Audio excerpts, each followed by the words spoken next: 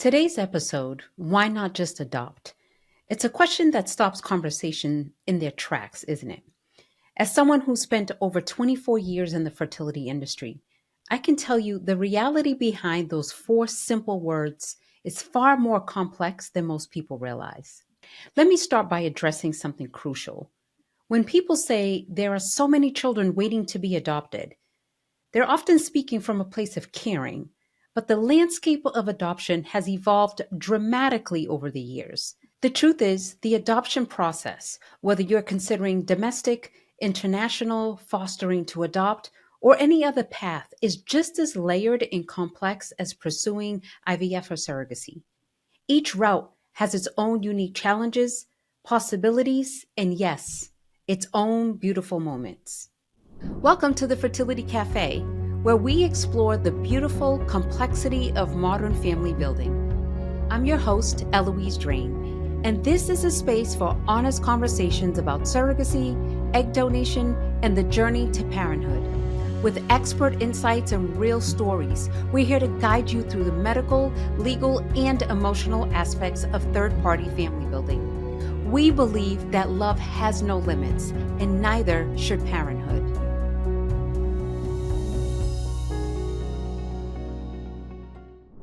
So, back in episode 19, we touched on this topic that keeps coming up in our community, that persistent question of why not just adopt? The response was incredible, and your question showed me we need to dig even deeper into what this really means. Today, we're taking an honest, expanded look at what it really means to pursue IVF with surrogacy versus adoption. With over 2 decades of experience guiding families through these decisions, I've seen firsthand how that seemingly simple question can feel both dismissive and overwhelming. We're going to build on our previous discussion and break down the realities of each journey. No judgment, no oversimplification. Whether you caught episode 19 or you're just joining us, today's conversation will give you the detailed information you need to make choices that feel right for your situation. Modern adoption landscape. All right, let's talk about what adoption really looks like in 2025. I want to paint a clear picture of the options that exist today, both from adoption and fertility treatments, because things have changed so much, and having accurate information makes all the difference when you're exploring these paths. You know what's interesting about adoption? It's not just one single path. It's more like several different roads that can lead to building your family. Let me walk you through them. First, there's domestic adoption. This can look different for every situation. You might work with an agency or you might work with an attorney. One of the biggest changes in domestic adoption over the years is the concept of openness. Some adoptions evolve ongoing contact with birth families, while others are more closed. It really comes down to what everyone feels comfortable with. It bears to note that only 1% of all infants born in the US are ever placed for adoption. International adoption. That's a whole different story these days. If you talk to someone who adopted internationally 10 years ago, their experience would probably look nothing like what happens now. Countries have really changed their approaches. Some have new requirements, others have completely revamped their processes. It's why working with professionals who stay current with these changes is so important. Then there's foster care, which is often misunderstood when it comes to adoption. Unlike private or international adoption, the foster care system is not designed to place children for adoption immediately. Its primary goal is to family reunification, helping biological parents regain custody whenever possible. That doesn't mean adoption never happens through foster care. It does, but it's a process that comes with a lot of uncertainty. Many children in the system are eventually reunited with their birth families. And for those who do become eligible for adoption, it can take years before parental rights are terminated. So if you're considering the foster care as a path to adoption, it's important to be prepared for the emotional complexities. Foster parents provide stability and care, knowing that the child in their home may or may not become available for adoption. It can be a deeply rewarding path, but it requires patience, resilience, and a willingness to support the child's best interests, even if that means saying goodbye. Another layer with foster care is many times infants are not available for adoption. Median age for a child available to adopt through foster care is 7 years old. And children enter foster care for a reason: abuse, neglect, special needs, etc. This means that these children often have some kind of mental, behavioral challenges which requires more support than a typical infant adoption. Another option is kinship adoption, which happens when a family member, like a grandparent, aunt, uncle, or even an older sibling, adopts a child within their own family. On the surface, this might seem more straightforward than other types of adoption, but it comes with its own unique emotional and legal considerations. Family relationships can become more complicated, and boundaries need to be clearly defined, especially if the biological parents remain in the picture.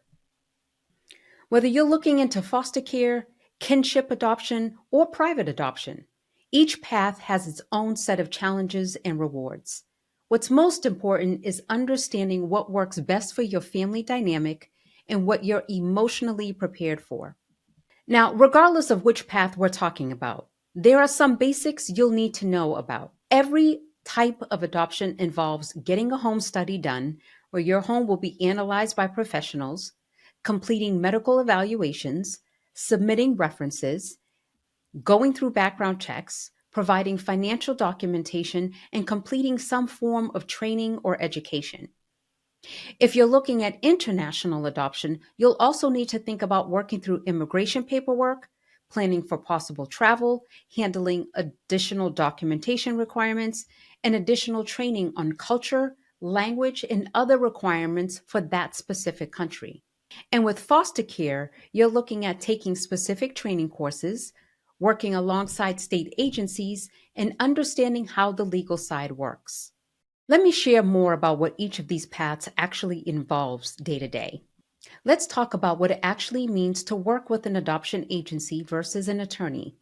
When people ask me about this, I always start by explaining that there's no one size fits all answer. Both paths can work, but they offer different kinds of support and guidance. Working with an adoption agency typically means you'll have more hand holding throughout the process. They often provide counseling services, handle the matching process, coordinate with birth families, and manage a lot of the paperwork. They usually have established relationships with other professionals you'll need along the way, like social workers for your home study. Going the attorney route, that can work if you're comfortable being more hands on with the process. Some people prefer this because it gives them more direct control. You might work with an attorney if you're already connected with a potential birth family, or if you're doing a kinship adoption. Now, let's talk timelines because this is something that often surprises people. With domestic infant adoption, the matching process can take anywhere from a few months to several years. That's not meant to discourage anyone. It's just the reality of the situation. The time frame often depends on your specific preferences and circumstances. International adoption, those timelines have gotten longer over the years. Most countries now have more thorough processes in place to protect everyone involved. You might be looking at 2 to 3 years from start to finish, sometimes longer. Here's something that doesn't get talked about enough: the financial side of adoption. The costs can vary dramatically depending on the path you choose. But what's really important to understand is that there are often resources available to help.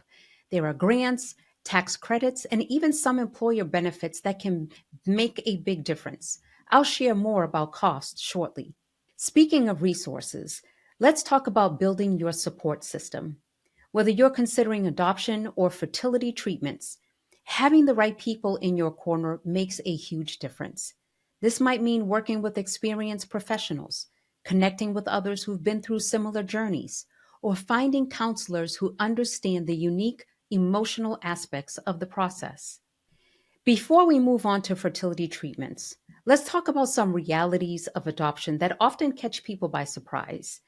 These are important factors that can significantly impact your journey.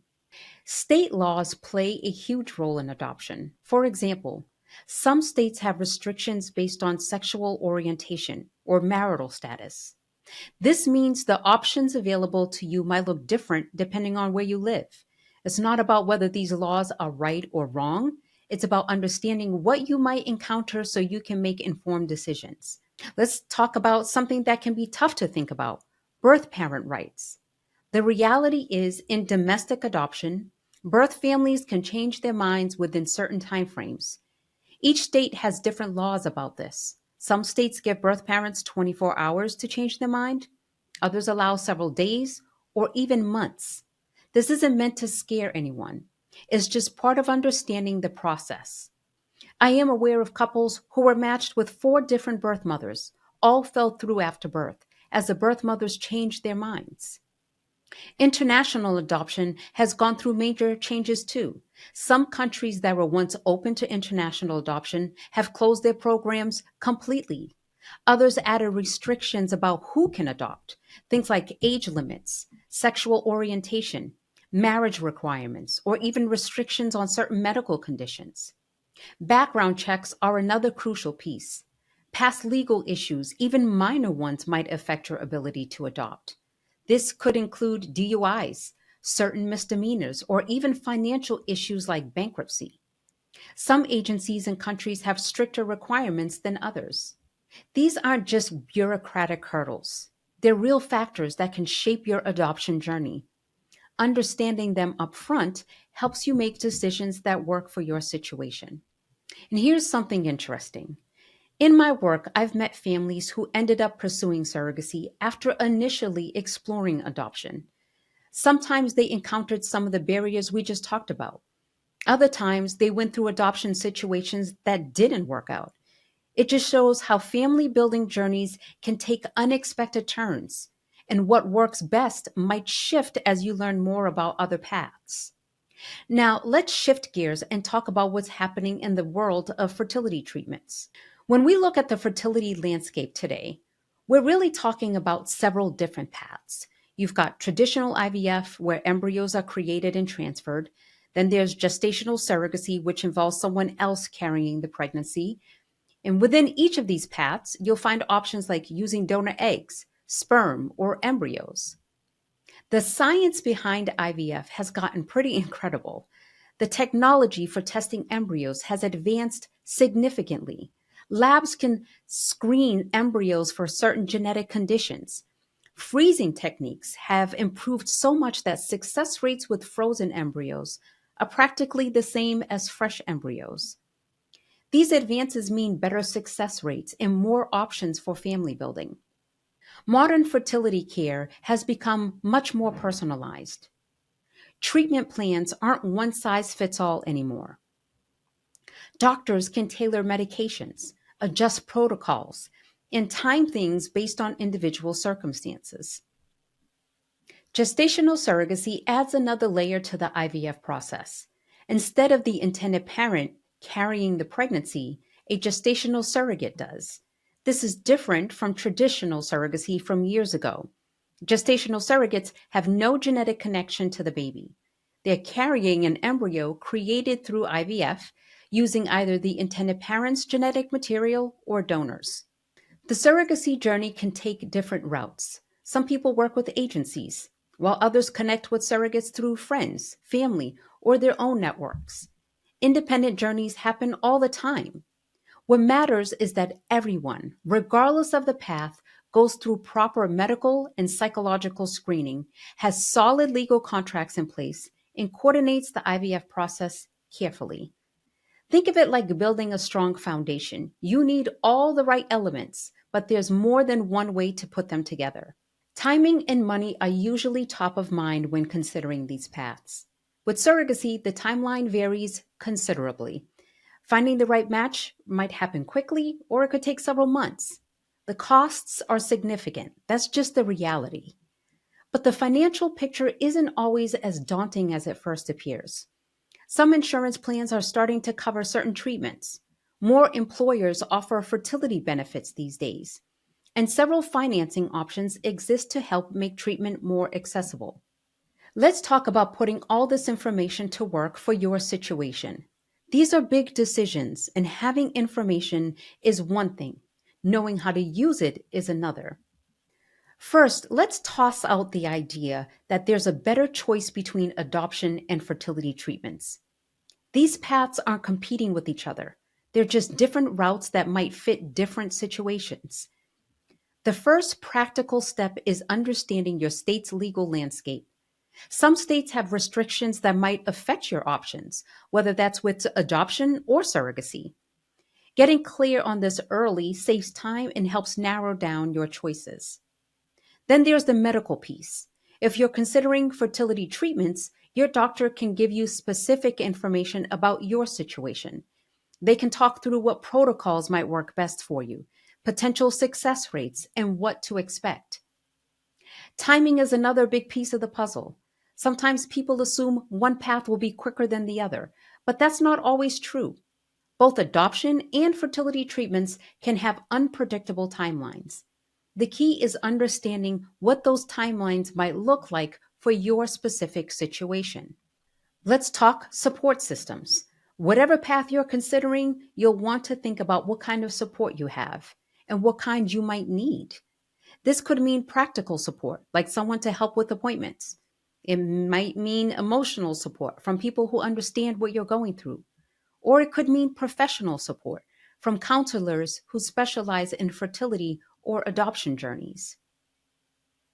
Financial planning is part of this too, but it's not just about the total costs. It's about understanding what resources are available. There could be grants, tax benefits, or financing options you haven't discovered yet. One thing that often gets overlooked is thinking about your comfort level with uncertainty.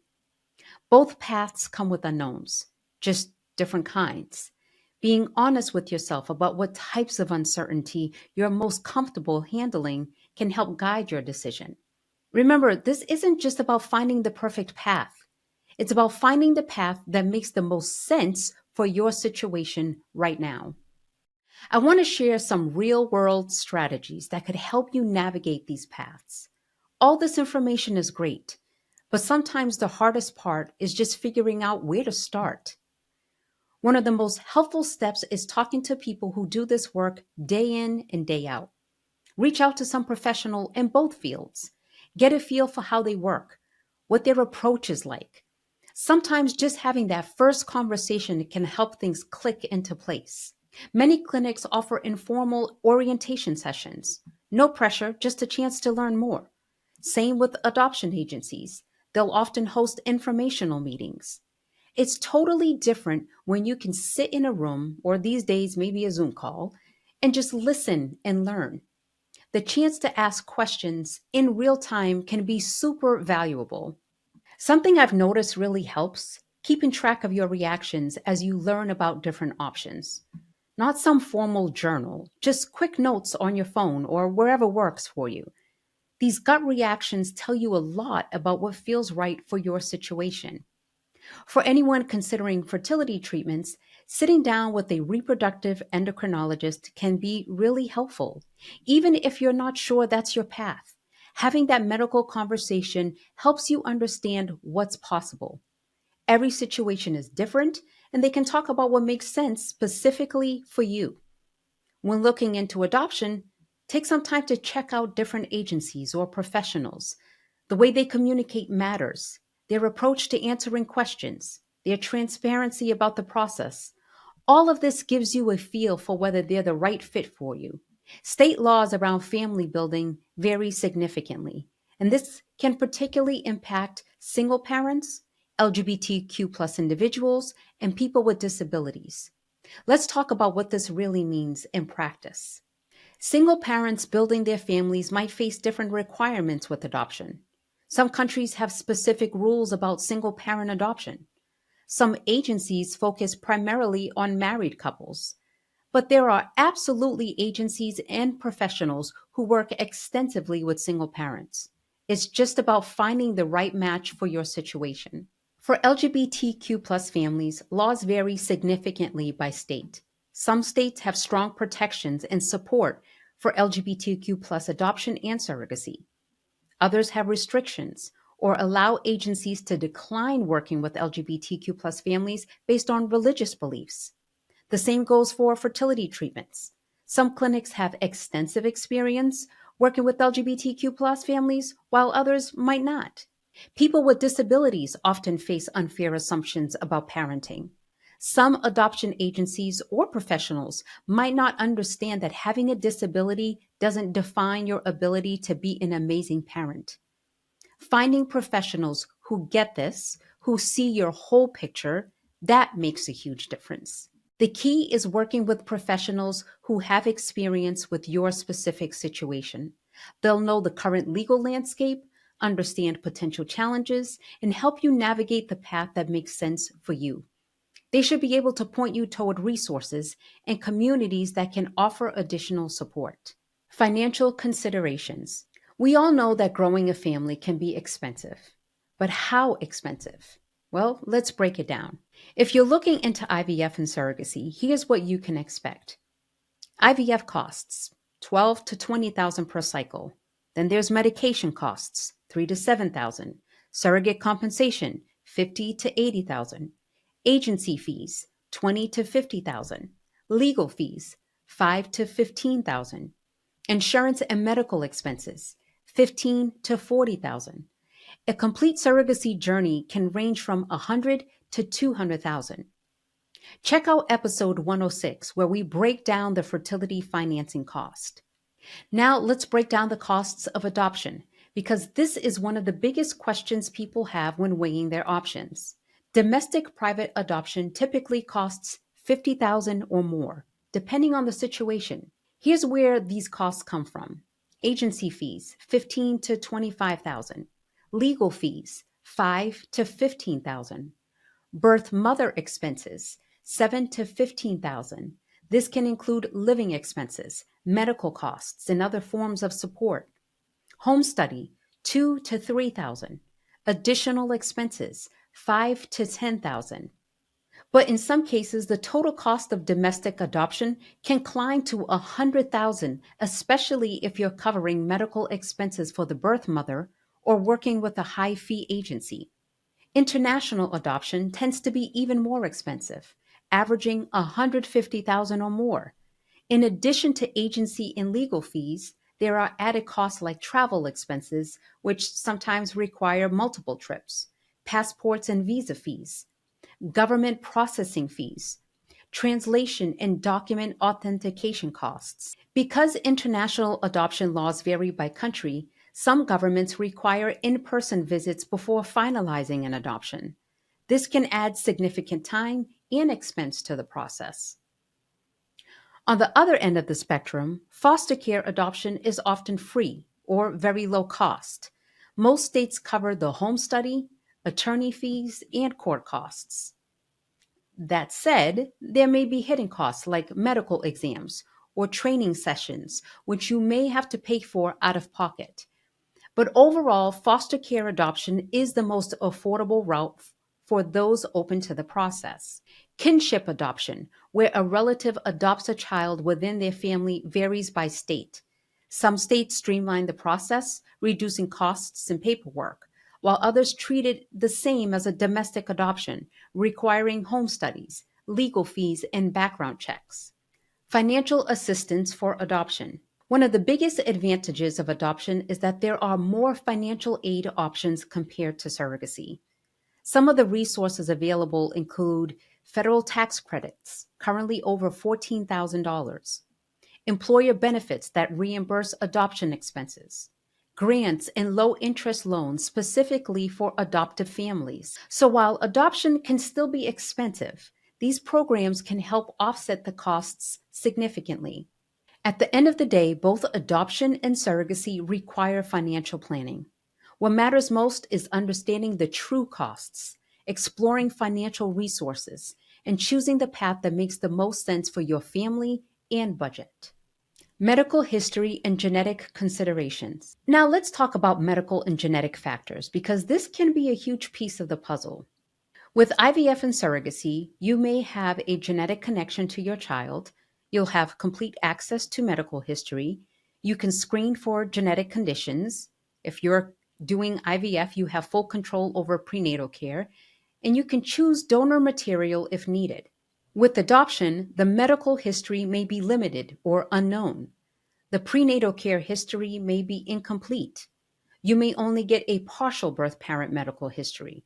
There's no control over pregnancy conditions. There may be possible substance exposure during pregnancy.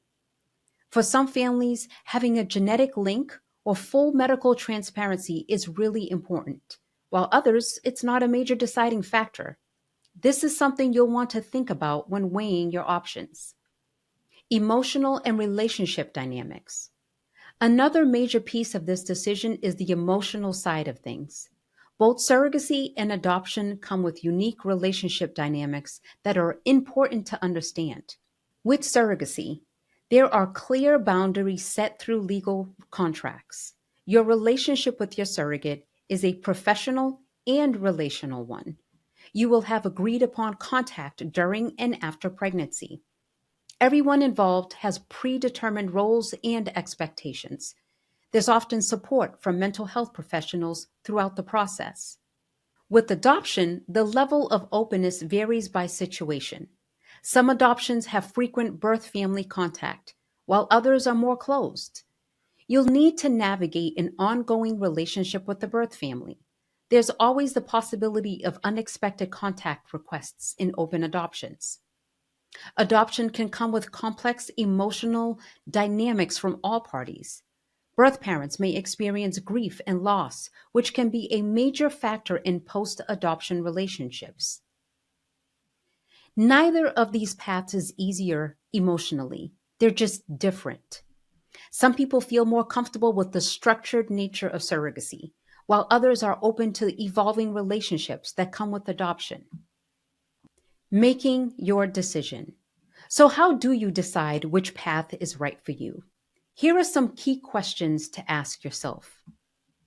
How important is a genetic connection to you? What level of uncertainty can you handle? Adoption can have unexpected changes, while surrogacy is typically more predictable. What is your budget and timeline? Can you financially commit to your chosen path? How do you feel about an ongoing relationship with the birth family? What level of involvement do you want in the pregnancy? What support resources do you have? Whether it's financial, emotional, or legal, you'll need a strong support system in place. Again, at the end of the day, there's no one-size-fits-all answer. The best path for you is the one that aligns with your personal values, circumstances, and vision for your future family. Before we wrap up, let me emphasize something crucial. Neither path guarantees a shorter wait time or an easier journey. What matters is choosing the path that aligns with your values, circumstances, and vision for your family. Remember that this journey is yours to navigate. If you'd like to learn more about either path, visit our website at thefertilitycafe.com. You can also watch the full video version on our YouTube channel. Remember, love has no limits. Neither should parenthood. Thank you for joining us at the Fertility Cafe.